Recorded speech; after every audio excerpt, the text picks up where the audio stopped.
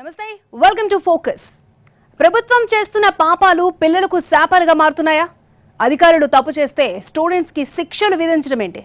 అసలు పేపర్ లీకేజీలకు విద్యార్థులు తల్లిదండ్రులకు సంబంధం ఉందా? పరీక్షకు ఒక్క నిమిషం ఆలస్యం వచ్చినా అనుమతించని ప్రభుత్వాలు ప్రజాప్రతినిధుల విషయంలో అంతే కఠినంగా వ్యవహరిస్తున్నాయా? ఇప్పుడిదే హాట్ టాపిక్ గా మారింది. తలను గేటుకు బాదుకున్న తండ్రి, పోలీసుల కాళ్లు పట్టుకున్న మరో తండ్రి.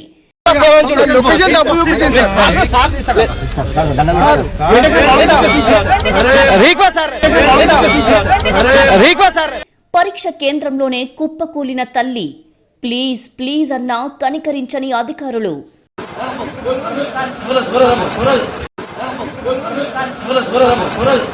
దేశవ్యాప్తంగా నీట్ రీటెస్ట్ పూర్తయింది. 20 లక్షలకు పైగా విద్యార్థులు పరీక్షకు హాజరయ్యారు. దేశంలోని 5,440 కేంద్రాలతో పాటు విదేశాల్లోని 14 కేంద్రాల్లో ఈ పరీక్ష జరిగింది. హిందీ, ఇంగ్లీష్తో పాటు మొత్తం 13 భాషల్లో నిర్వహించారు. తీవ్రమైన అనారోగ్య సమస్యలు ఉన్న సుమారు 81 మంది అభ్యర్థుల కోసం ప్రత్యేక నిబంధనలు అమలు చేసింది. పరీక్ష పారదర్శకతను పెంచేందుకు, భద్రతను కట్టుదిట్టం చేసేందుకు ఆధారిత బయోమెట్రిక్ ముఖ గుర్తింపు విధానాన్ని ఉపయోగించారు. పరీక్ష కేంద్రాల వద్ద సీసీటీవీ మానిటరింగ్, సిగ్నల్ జామర్లు, రాష్ట్ర పోలీసుల సహకారంతో 2 అంచెల తనిఖీలను అమలు చేశారు. మధ్యప్రదేశ్లో ఒక విద్యార్థిని నీట్ పరీక్షకు అధికారులు అనుమతించలేదు. టైం అయిపోయింది అంటూ గేట్లు వేశారు. ప్లీజ్ ప్లీజ్ అంటూ విద్యార్థిని తండ్రి వేడుకున్నాడు. అయినా కనికరం చూపలేదు. దీంతో ఆ బాధను తట్టుకోలేక తన తలను పరీక్షా కేంద్రం గేటుకు బాదుకున్నాడు తండ్రి. రక్తం వచ్చి కింద పడిపోవడంతో ఆ తండ్రి మీద పడి కూతురు రోదించింది. మేడ్చల్ జిల్లా కీసర పరీక్షా కేంద్రానికి ఓ విద్యార్థిని నిమిషం ఆలస్యంగా రావడంతో అధికారులు అనుమతించలేదు. గూగుల్ మ్యాప్స్ లో పరీక్షా కేంద్రం తప్పుగా చూపించిందని వేడుకున్నా పట్టించుకోలేదు. చివరికి విద్యార్థిని తండ్రి పోలీసుల కాళ్లు పట్టుకున్నాడు. మరో పరీక్షా కేంద్రంలో ఓ తల్లి కూతురు కోసం సెక్యూరిటీ కాళ్లు మొక్కేందుకు ప్రయత్నించింది. పరీక్షకు అనుమతించాలని రిక్వెస్ట్ చేసినా అక్కడి సిబ్బంది నిరాకరించడంతో తల్లి కూతుళ్లు వెనుదిరిగారు. ఇలాంటి ఘటనలు ఒకటా రెండా? దేశవ్యాప్తంగా ఎన్నెన్నో ఉన్నాయి. అసలు నీట్ రీ ఎగ్జామ్ ఎవరు పెట్టమన్నారు? మళ్లీ పరీక్ష నిర్వహించడానికి స్టూడెంట్స్ ఏమైనా తప్పులు చేశారా? లేదంటే వారి తల్లిదండ్రులేమైనా కుట్రలు చేశారా? నీట్ పేపర్ లీకేజ్తో విద్యార్థులు, వారి తల్లిదండ్రులకు ఏం సంబంధం ఉంది? 22 లక్షల మంది విద్యార్థులు మూకుమ్మడిగా పరీక్షనేమైనా రద్దు చేయమని ప్రభుత్వానికి విజ్ఞప్తి చేశారా? లేదంటే రోడ్లపైకి వచ్చి ఆందోళనలు చేశారా? ఎవరో తప్పులు చేస్తే ఇంకెవరికో శిక్షలు విధించడమేంటి? అధికారులు తప్పులు చేస్తే విద్యార్థులకు శిక్షలు విధిస్తారా? ఎన్టీఏ అధికారులను బదిలీ చేసి చేతులు దులుపుకుంటే సరిపోతుందా? దేశవ్యాప్తంగా ప్రతిష్టాత్మకంగా నిర్వహించే నీట్ పరీక్ష పేపర్ లీక్ కావడం అంటే మన విద్యా వ్యవస్థ అంత లోపభూయిష్టంగా ఉందా? లక్షల మంది విద్యార్థుల జీవితాలతో చెలగాటమాడటమేంటి? కొంచెమైనా ప్రభుత్వానికి బాధ్యత ఉండనక్కర్లేదా? మరి ఇంత అలసత్వమా? ప్రతిష్టాత్మక నీట్ పేపర్ లీక్ అంటే సర్కారుకు అవమానం కాదా? ప్రభుత్వ ఫెయిల్యూర్ కాదా?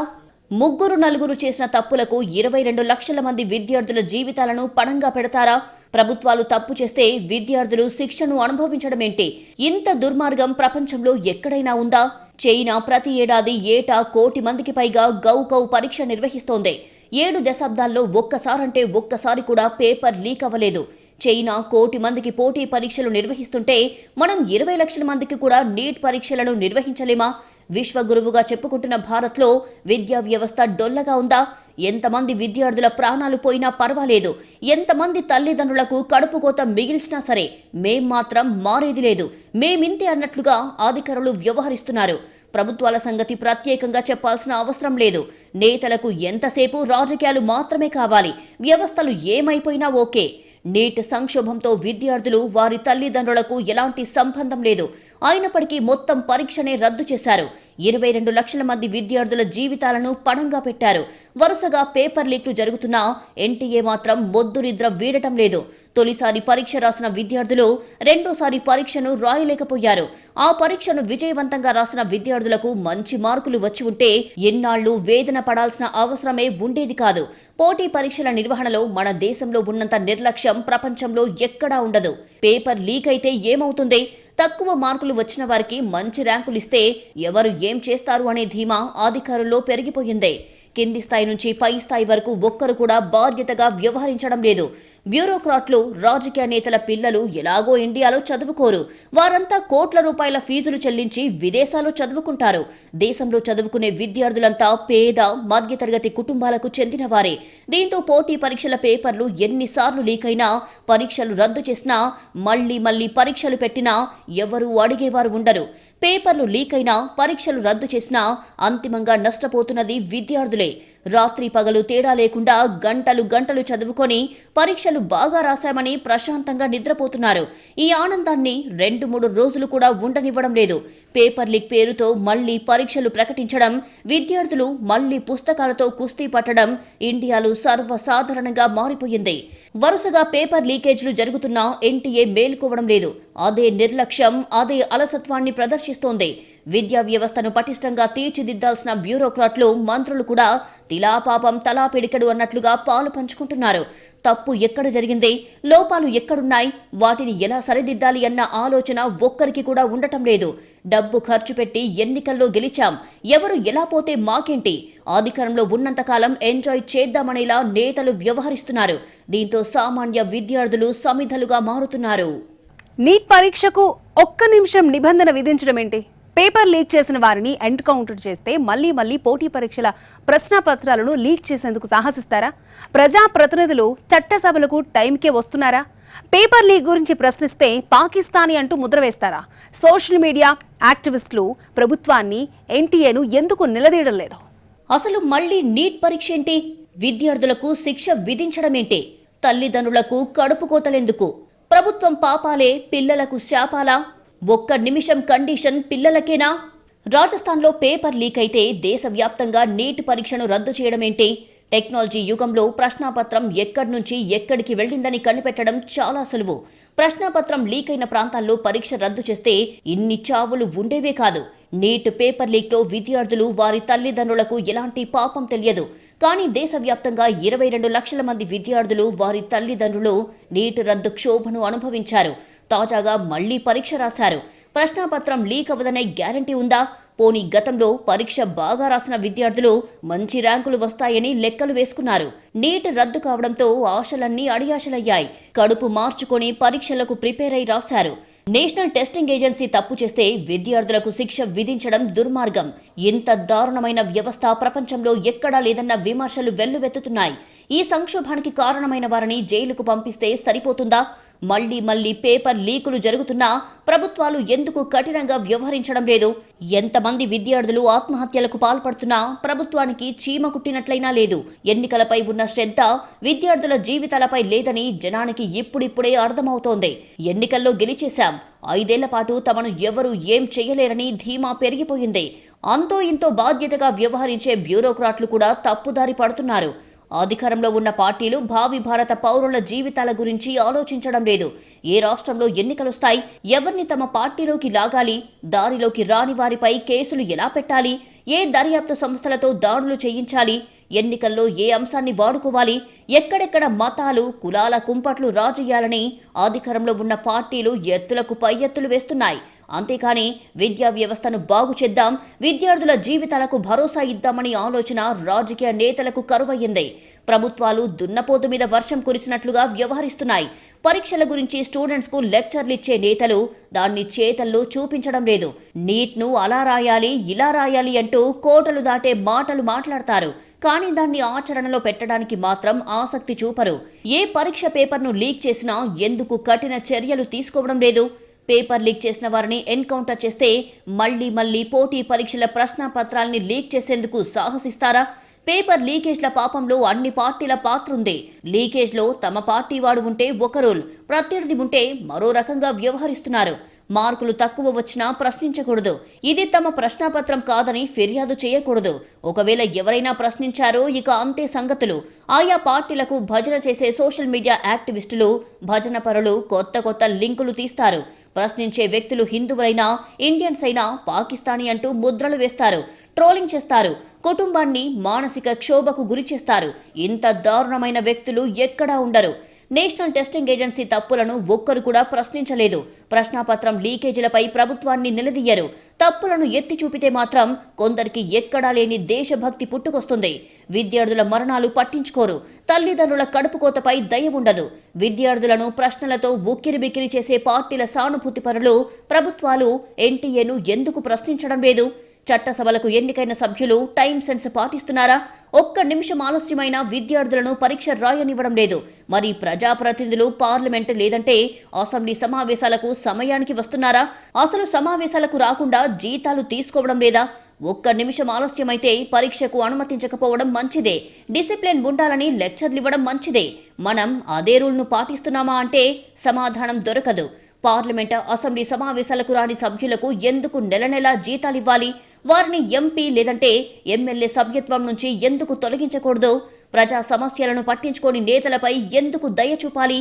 దేశంలో గత 10 ఏళ్ల కాలంలో 90కి పైగా పోటీ పరీక్షల పేపర్లు లీక్ అయ్యాయి. దేశవ్యాప్తంగా విద్యార్థులే నష్టపోతున్నారు. ఒకసారి పరీక్ష రద్దయితే మళ్లీ కోచింగ్ తీసుకోవడం, పరీక్ష రాయడం ఇండియాలో కామన్ గా మారిపోయింది. మన దేశంలో పేపర్లు లీక్ అయినట్లు ప్రపంచంలో ఎక్కడా లీక్ అవ్వవు. ఎందుకంటే ఆయా దేశాలు పేపర్ లీక్ చేస్తే కఠిన చర్యలు తీసుకుంటాయి. అక్కడ వ్యవస్థలు పటిష్టంగా పనిచేస్తున్నాయి. ఎన్ని విమర్శలు వచ్చినా నేషనల్ టెస్టింగ్ ఏజెన్సీ మాత్రం మారడం లేదా? నీట్ రీ ఎగ్జామ్ విద్యార్థులు ఏమంటున్నారు? అన్ని చర్యలు తీసుకున్నా ఒకరికి బదులు మరొకరు పరీక్షలు రాయడం ఎన్టీఏ వైఫల్యం కాదా? దీనికి బాధ్యత ఎవరు వహిస్తారు? నీట్ రీ ఎగ్జామ్ పై అభ్యర్థుల నుంచి భిన్నమైన స్పందనలు వచ్చాయి. ఓవరాల్ గా ప్రశ్నాపత్రం సాధారణంగానే ఉందని చాలా మంది విద్యార్థులు తెలిపారు. అయితే గత పరీక్షతో పోలిస్తే ఈసారి ఫిజిక్స్ సెక్షన్ చాలా కఠినంగా ఉందని మరికొందరు విద్యార్థులు చెప్పారు. పరీక్ష సాధారణంగానే ఉంది, కాకపోతే ఫిజిక్స్ పేపర్ కాస్త లెంతీగా ఉంది. గతంలో కంటే కొంచెం కఠినంగా అనిపించింది. అయితే బయాలజీ బాగుంది. కెమిస్ట్రీ ప్రశ్నలు సాధారణంగానే ఉన్నాయని విద్యార్థులు చెప్పారు.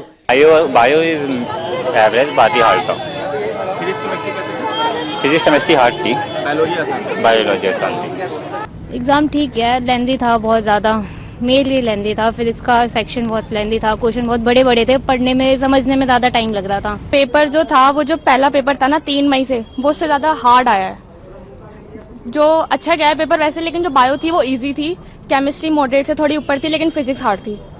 टाइम लगा फिजिक्स के क्वेश्चन सॉल्व करने में, बहुत सारे क्वेश्चन छूट भी गए। कि आज फिजिक्स पोर्शन काफ़ी डिफिकल्ट आई पिछले बार से, specially questions were on a upper level side जो थे, but bio was quite easy, pretty doable. So overall competency level was good I will say. पिछले बार से 1 लेवल ऊपर था। మరోవైపు బీహార్లోని 3 సెంటర్లలో అసలైన అభ్యర్థుల స్థానంలో నకిలీ, డూప్లికేట్ అభ్యర్థులు 9 మంది పట్టుబడటం సంచలనంగా మారింది. కేఆర్కే హైస్కూల్ సెంటర్లో ఒకరు, కేంద్రీయ విద్యాలయం సెంటర్లో 7గురు, హసన్పూర్ పాఠశాల సెంటర్లో ఒకరిని అదుపులోకి తీసుకున్నారు. ఈ 9 మంది అసలైన అభ్యర్థుల స్థానంలో డూప్లికేట్ గా వచ్చి నీట్ ఎగ్జామ్ ను రాస్తున్నట్లు గుర్తించారు అధికారులు. ఈ విషయం బయటికి రావడం దేశవ్యాప్తంగా కలకలం రేపుతోంది. నీట్ రీ ఎగ్జామ్ లో భారీ మోసం వెలుగు చూసింది. పటిష్ట భద్రత, బయోమెట్రిక్ తనిఖీలు ఉన్నప్పటికీ అభ్యర్థుల స్థానంలో ఇతరులతో పరీక్ష రాయించేందుకు ప్రయత్నించిన 9 మంది నకిలీ అభ్యర్థులతో సహా మొత్తం 30 మందిని పోలీసులు అరెస్టు చేశారు. ఇందులో కేంద్రీయ విద్యాలయం నుంచి 7 మంది, కేఆర్కే హైస్కూల్, హసన్పూర్ స్కూల్ నుంచి ఒక్కొక్కరుగా పట్టుబడ్డారు. వీరంతా వేర్వేరు జిల్లాలకు చెందిన సాల్వర్ గ్యాంగ్ సభ్యులుగా గుర్తించారు. ఈ పరీక్ష మోసంతో సంబంధం ఉన్న మరో 21 మంది అనుమానితులను కూడా పోలీసులు అదుపులోకి తీసుకున్నారు. నీట్ రీ ఎగ్జామ్ పరీక్ష పేపర్ టెలిగ్రామ్ లో లీక్ అయ్యిందంటూ సోషల్ మీడియాలో చక్కర్లు కొడుతున్న ఒక వీడియో తీవ్ర కలకలం రేపింది. కేంద్ర ప్రభుత్వం, ఎన్టీఏ దీనిని తీవ్రంగా ఖండించాయి. అది ముమ్మాటికి ఫేక్ వీడియో అని press information bureau fact check unit స్పష్టం చేసింది. పేపర్ లీక్ వార్తల్లో నిజం లేదని తేల్చి చెప్పింది. పరీక్షకు వచ్చిన విద్యార్థిపై భద్రతా సిబ్బందికి అనుమానం వచ్చింది. దీంతో మరింత క్షుణ్ణంగా తనిఖీ చేయగా అతడి లోదుస్తుల్లో దాచి ఉంచిన సిమ్ కార్డ్, నీట్ పరీక్షకు సంబంధించిన ఓ పాత ప్రశ్నాపత్రం బయటపడ్డాయి. దీంతో పోలీసులు అతన్ని అరెస్టు చేశారు. ఆ వస్తువులను స్వాధీనం చేసుకున్నారు. తన పేరు ప్రిన్స్ దూబే అని, బలియా జిల్లాకు చెందినవాడినని ప్రాథమిక విచారణలో అతడు తెలిపినట్లు సమాచారం. ఒక విద్యార్థి పేపర్లు మరొకరికి ట్యాగ్ చేయడం వల్ల అసలు విద్యార్థులకు మార్కులు తగ్గుతున్నాయి. మరొకరికి మార్కులు పెరగడం దేశవ్యాప్తంగా ప్రకంపనలు సృష్టించింది. దీంతో 4 లక్షల మంది విద్యార్థులు రీవెరిఫికేషన్ కోసం దరఖాస్తు చేసుకున్నారు. ఇలాంటి చిత్రమైన పరిస్థితి చరిత్రలో ఎన్నడూ జరగలేదు. విద్యార్థుల నుంచి వచ్చిన తీవ్ర ఒత్తిళ్లు, ఆరోపణలతో బోర్డు ఇప్పటి వరకు 8.9 లక్షల జవాబు పత్రాలను డిజిటల్ గా పంపించింది. చివరికి పరీక్షనే రద్దు చేసింది ఎన్టీఏ. నేషనల్ టెస్టింగ్ ఏజెన్సీపై కొంతకాలంగా పెద్ద ఎత్తున విమర్శలు వస్తున్నాయి. జేఈఈ మెయిన్ ఎగ్జామ్ కు సంబంధించి కెమిస్ట్రీ పేపర్ ఆన్సర్ కి ఏప్రిల్ 11న విడుదల చేసింది నేషనల్ టెస్టింగ్ ఏజెన్సీ. అయితే ఈ కీ పేపర్ మొత్తం తప్పుల తడకగా ఉందని అభ్యర్థులు పెద్ద ఎత్తున విమర్శలు చేశారు. దీనివల్ల కనీసం 10 నుంచి 20 మార్కులు తగ్గే ప్రమాదం ఉందని ఆందోళన వ్యక్తం చేశారు. సోషల్ మీడియాలోనూ అందరూ పోస్టులు పెట్టారు. అప్పుడు అప్రమత్తమైన ఎన్టీఏ కీని రివైజ్ చేసి ఏప్రిల్ 12వ తేదీన మరోసారి విడుదల చేసింది. అందులో 19 ప్రశ్నలను కరెక్ట్ చేసింది. ఆ సమయంలోనూ సోషల్ మీడియాలో ఓ పెద్ద పోస్ట్ పెట్టింది ఎన్టీఏ. ఆ సమయంలో అభ్యర్థుల నుంచి పెద్ద ఎత్తున విమర్శలు ఎదుర్కొంది. అత్యంత కీలకమైన జేఈఈ పరీక్ష కీ విషయంలో ఇంత బాధ్యతారాహిత్యంగా ఎలా ఉంటారు అంటూ సోషల్ మీడియాలో పోస్టులు వెల్లువెత్తాయి. ఒక్క మార్కుతోనే తలరాతలు మారిపోతుంటాయి. అంత ముఖ్యమైన పరీక్షల విషయంలో ఇంత నిర్లక్ష్యం ఏంటని విద్యార్థులు, తల్లిదండ్రులు ఆగ్రహం వ్యక్తం చేశారు. అయినప్పటికీ ఎన్టీఏలో మాత్రం ఎలాంటి మార్పు రావడం లేదు. తప్పులు చేయడం, వాటిని సరిదిద్దుకోవడం ఎన్టీఏకి కొత్తేమీ కాదు. అంతకు ముందు కూడా 2025లో జేఈఈ మెయిన్స్ పరీక్ష విషయంలో ఇదే జరిగింది. ఫైనల్ ఆన్సర్ కి అంతా గందరగోళంగా ఉందని ఫిర్యాదులు వెల్లువెత్తాయి. దీంతో మళ్లీ దాన్ని మార్చడమే కాకుండా 12 ప్రశ్నలు పూర్తిగా తొలగించింది. సమాధానాలు ఇచ్చిన ప్రశ్నలను అన్ఆన్సర్డ్ జాబితాలోకి చేర్చడంతో గందరగోళానికి దారితీసింది. అసలు సిలబస్ తో సంబంధం లేని ప్రశ్నలు వచ్చాయని గతేడాది జేఈఈ మెయిన్స్ పై ఫిర్యాదు వచ్చింది. అంటే ఏటా ఏదో విధంగా ఈ తరహా సమస్యలు పునరావృతం అవుతూనే ఉన్నాయి. అయినా ఏమాత్రం చలనం లేకపోవడమే అభ్యర్థుల్లో నిరాశ, నిస్పృహలకు కారణమవుతోంది. 2024లో తలెత్తిన వివాదం ఎన్టీఏ పనితీరుని కళ్లకు కట్టింది. ఇప్పుడు నీట్ పరీక్ష గురించి ఎలాగైతే నేషనల్ వైడ్ ఆందోళన వ్యక్తమవుతుందో అప్పుడు కూడా ఇదే జరిగింది. పోటీ పరీక్షల ప్రశ్నాపత్రాలు లీక్ కాకుండా ఫ్యూచర్లో అయినా ప్రభుత్వాలు చర్యలు తీసుకుంటాయా? విద్యార్థుల జీవితాలతో ఆడకుండా దుర్మార్గులను కఠినంగా శిక్షిస్తుందా? లేదంటే రాజకీయాలే ముఖ్యం, విద్యార్థుల భవిష్యత్తు లేదని ప్రభుత్వం తప్పించుకుంటుందా అన్నది ఆసక్తికరంగా మారింది.